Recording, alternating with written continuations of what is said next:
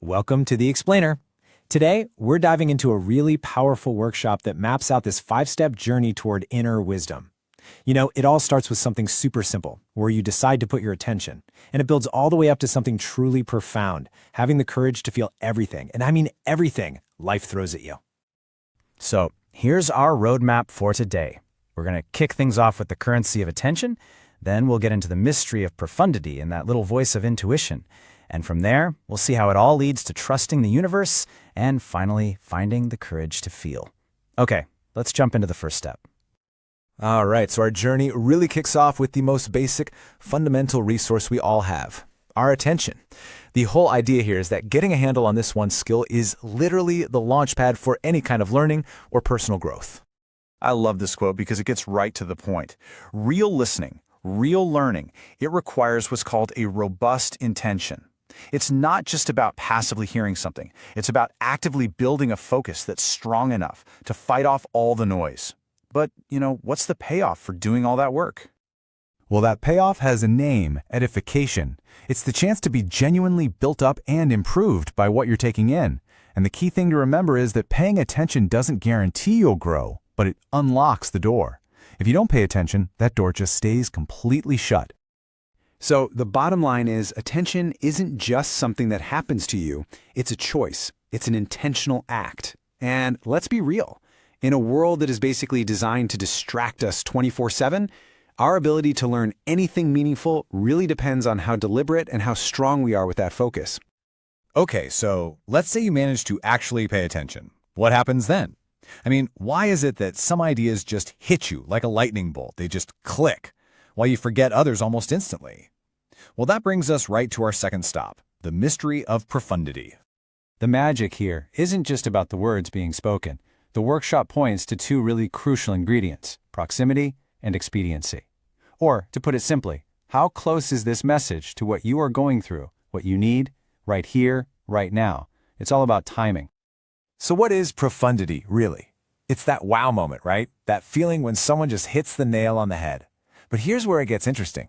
We usually give all the credit to the person speaking, like, wow, they're so profound. But what if that's only half the story? And this is the key. Profundity is a two-way street. It's not just about a wise person saying wise things. It's about the connection, the resonance between their words and your own lived experience.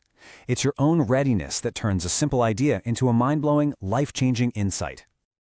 Okay, so now our attention is focused. Our minds are open to these big, profound moments. And now we can start to tune in to a much quieter, more subtle guide, our intuition. Unlike a loud argument, intuition is described here as this quiet, persistent voice. It doesn't shout at you, it just kind of nudges you. And because it's so subtle, it is incredibly easy to just brush it aside in our noisy, busy lives. Now, this is a fascinating distinction the workshop makes. That very same inner voice can feel like a gentle nudge or a really annoying nag. So what's the difference? It's not the message, it's how we are receiving it. Our interpretation is what changes everything. And this presents us with a huge challenge, right? The workshop pushes us to listen like life depends on it. Not about physical survival, but for the quality of our life. So the real question is, can we learn to hear that whisper before life has to pull out a megaphone to get our attention? So let's say we're doing it. We're listening to our intuition, we're taking action. But what happens when things go completely off the rails and not at all according to our plan? Well, this is where the journey leads us to trust. This is all about learning to trust the process, even when you have no idea where you're going. You make the best choice you can with what you know, and then you just have to trust that even the crazy, unexpected detours are somehow leading you somewhere better than you could have even planned for yourself. And you can see how this plays out. In the workshop, a participant named Muriel told this incredible story about how her husband getting rejected for a job felt like a total failure, but it ended up leading her to find the community she'd spend her life with. It's a perfect example of how what looks like a loss can actually be a huge, unforeseen win. So this really requires a massive shift in how you see things. What looks like a failure in the short term is actually just a redirection.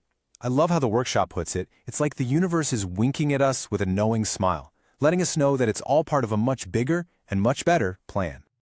And that brings us to the final stop on our journey. And honestly, this might be the most challenging one of all. finding the courage to embrace the full, raw, unfiltered spectrum of what it means to be human. This is such a powerful call to action. It's basically saying, don't numb out. Don't use your beliefs as an excuse to deny what's really happening. It's a call to be totally present with all of it, the good, the bad, the beautiful, and the absolutely heartbreaking. There's a story from the workshop that just brings this to life perfectly. A guy named Johnson talked about his grieving colleague and how she found the strength to get through her pain, not by avoiding it, but because of the incredible love she was receiving from everyone around her. The pain and the love weren't separate things. They were completely woven together. And this, right here, this is the core insight of the entire journey. We only feel deep pain and deep grief because we first felt deep love. The sorrow isn't a sign that something's broken. It's a testament to how much we cared. They're two sides of the very same coin. You really can't have one without the other. And that leaves us with this final, really provocative question. Can we learn to trust not just some grand universal plan, but also our own design? Can we truly believe that we are built to handle all of it, and that every single experience, no matter how tough, is ultimately here not to break us, but to expand us?